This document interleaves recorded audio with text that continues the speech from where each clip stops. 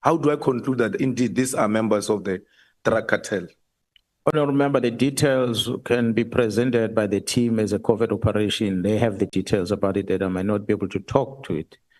However, a strategy of arrest, of an investigation of a case, you might arrest a person, although in this case you are labeling them as part of P5 and the P5 is involved in this drug syndicate. We might not arrest them for the drug specific, but the bigger investigation that talks about drugs is there, but the charges that we are putting against them are something else.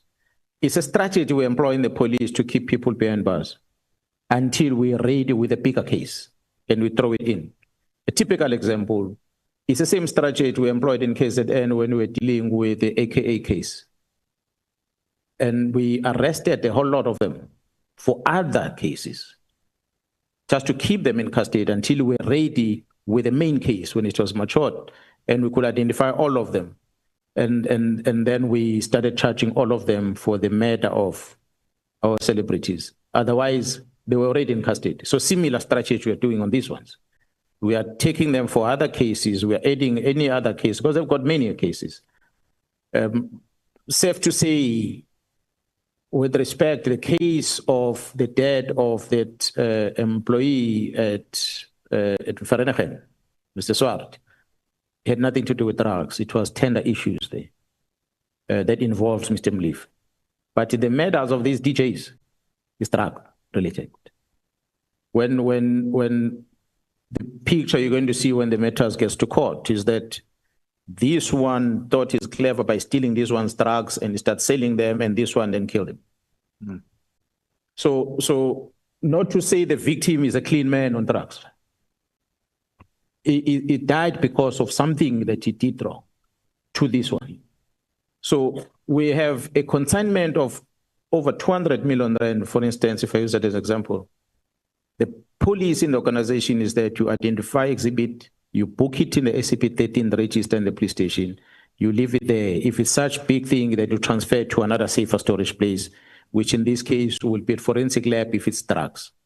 But it so happened that in KwaZulu-Natal at one stage, there was a consignment found in Durban. And our laboratory in Durban is at Manzimtoti, which is about 10, 15 kilometers away from Durban. And they did not have a facility to keep such consignment of drugs. And the next place where we take these drugs to is Pretoria, where we keep these drugs in the bigger storages. But it so happened that case that the drugs were entered into the SCP-13 register of a police station, booked out the same time, and transported south of KZN to Potchefstroom, and locked into the offices of the PCI that had no one guarding it. And during so-called alleged load shedding at night, there was a break-in a big storage facility, a break-in inside that facility. There were bags of drugs, and there were also other drugs that were not associated with the ones that came, the consignment that came in. And there were firearms, illegal firearms that were also stored in there. But when the break-in happened, the only thing that was stolen was this specific consignment of 200 million rand of drugs, and nothing else. You arrive at the crime scene, you will expect the crime scene is being cleaned, everything is stolen. But you arrive there, you find an AK-47 standing there, then you say, but why didn't they steal this AK-47? Then you realize the mission was not the AK-47. The mission was drugs. So they came to collect what is theirs, and they took it away. They left everything else untouched. And that made us conclude that it was a plan break-in, because the question we are asking TPCI, why did you allow these drugs to come to your offices and there's no one guarding, and you have load shedding, and this thing happened during load shedding? So we believe the information tells us that those drugs taken there ended up in Johannesburg are part of the drugs that caused about majority of the murders that happened in Johannesburg. Because people took it and they started stealing, and they did not deliver them where they were supposed to deliver them.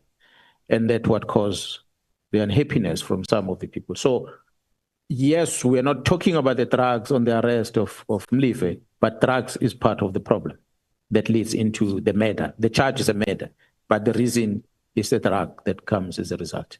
So there are many others. The ones that we are not mentioning is because we have not charged them with anything. That's why I'm not comfortable to even mention them, but they are there.